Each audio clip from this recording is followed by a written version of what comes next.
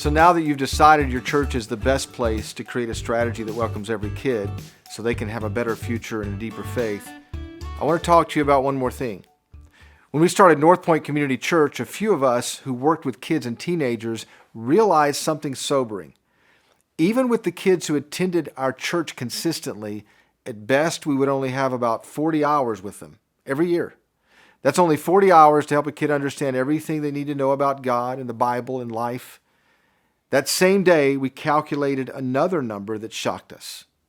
The amount of time the average parent gets to spend with their children. It was 3,000 hours in a single year. When you remember this, the 43,000 principle, that second number suddenly becomes more important than the first.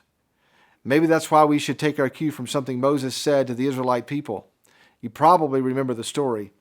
The Israelites had traveled through the wilderness and finally they made it to the promised land. And as they stood on the edge of Canaan, Moses called a meeting. He gathered everyone together for one speech. And he basically said this: when we get into the promised land, don't forget the God who brought us here. Moses gave the Israelites one command, the Shema, the same commandment we talked about earlier that Jesus would later refer to as the greatest law in the Old Testament, to love the Lord your God with all your heart, soul, mind, and strength. And then Moses did something extraordinary. He made the Shema personal. He said, impress this upon your children. Talk about it when you sit at home, when you walk along the road, when you lie down, and when you get up. It was as if Moses had done the math, as if he understood that what really matters most if you want to have influence on future generations is what happens in the routine moments of the day, during the 3,000 hours that families spend together. So here's the point. Family matters. I actually believe the church is strategically positioned in culture to remind us all that family matters. That's probably why most churches I know have family as a value. They talk about family from the platform, they celebrate family through their programming, and they often hold on to a picture of what they think family should look like. Sometimes well-intentioned churches who believe that family matters can celebrate family in a way that presents an idealistic model of family. You know, the model that includes every married couple with 2 or more biological children, who never fight about finances, who have weekly family devotionals, who have teenagers who only listen to worship music. Well, the problem is that when I look around me, there are a lot of families that don't look like that. According to the most recent USA Census, only 20% of families in the United States are made up of married couples living with their own biological children. So what about all those other families? What about the single parents, the adoptive parents, and the grandparents who live in our communities and who carry the responsibility of raising kids? If family matters, what if every family matters regardless? Maybe we should amplify family. Maybe we should say it this way: every person who is raising, nurturing, and parenting a kid or teenager matters regardless. They matter regardless of their church attendance. They matter regardless of their denomination, their nationality, their political beliefs, their marital status, their gender, their body piercings, their education, their weight, their employment, their citizenship, their fashion preferences, their PTA membership, their tithing record, their community service hours, or their dental hygiene. I know there's some controversy in that statement, but that's okay. I'm not trying to take a political or theological stance on any of those issues. But before we can talk about how family matters, we need to at least agree that every family matters. Even families that don't measure up to what some of us think is the ideal standard for family. Too often, churches are so focused on the picture of what they want families to become that they fail to build a bridge to where families actually are. I'm not even sure the church can really lead families to see the bigger picture of God's love and restoration if we don't see it ourselves. If we want to have influence on the faith of kids and teenagers, we need to change a few things about our view of their parents. I mean, can we start by agreeing on 3 things? That every parent matters because they matter to God? Maybe that sounds too theological to be practical, but here's what it means. God created every parent in His image and loves every parent enough that He sent His Son to die for them. If God cares that much about every parent, then maybe we should too. Every parent matters because they matter to their kid. I mean, it's easy to notice what's broken about a family when you're on the outside looking in, but most kids care a great deal about their parents, regardless of their shortcomings. An MTV survey found that 73% of kids said that their parents are the people who make them the happiest. So it's probably safe to assume that kids care how you treat their parents. And here's another thing. Every parent matters because their kids matter to them.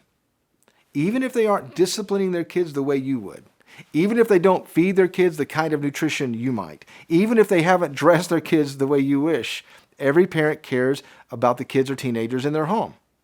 So what if you started acting like what happens at home is more important than even what happens at your church? Of course, what happens at church is important. But what happens at home may be even more important. Again, the reason is simple. Time. Remember the 43,000 illustration? Simply put, no one has more potential to influence a kid than a parent. That's because no one else will spend the same kind of time feeding, cleaning, transporting, disciplining, or loving that kid than their parent. But here's something else that's true as well. A parent isn't the only influence a kid needs.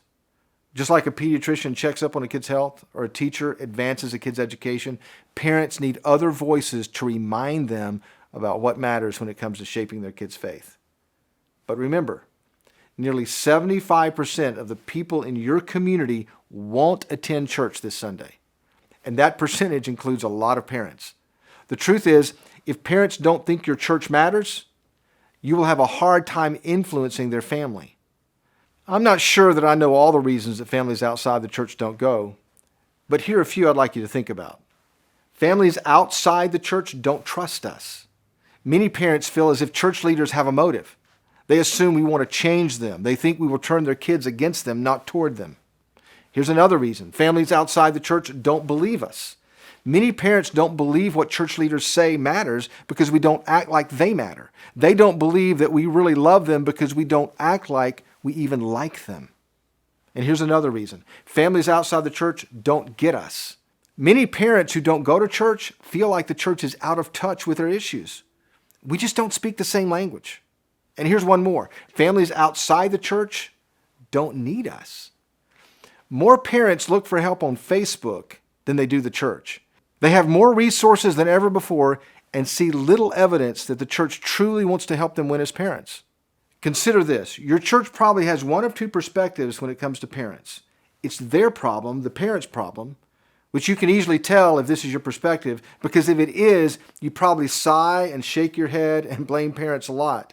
The first thing you notice about a parent is usually something they aren't doing that they should be doing, or something that they are doing that they shouldn't be doing. Or, instead of it being their fault, we decide it's our mission. If you have this perspective, you're consumed with the question, what can I do to help? If you want to change the way you see every family, then take the initiative to act like you really believe that no one has more potential to influence a kid than a parent, and make this simple decision that it's your mission to help every parent win. Maybe if we start making every family matter more to the church will matter more to every family. Or to say it another way, we will never change the way families outside the church see us until we change the way we see them. There are two truths every leader should embrace if they want to make every family matter. One, every parent wants to be a good parent. Maybe you're skeptical. That's okay. I've just never met a parent who walked out of the delivery room and said, I can't wait to ruin this kid's life. Maybe they're out there. I just haven't seen them. And the second truth is this. Every parent can do something more. That's true of the parent who volunteers at every church event and is fully engaged with your strategy. And it's also true of the parent who has never even heard of your church. Can you imagine what would happen if all you did was to help the average parent do something more for their kid's faith than what they are currently doing? The church, your church, has unbelievable potential to influence a kid's faith when they believe in the potential of every parent to do something more. Kids need a new kind of leader. who will connect with a parent.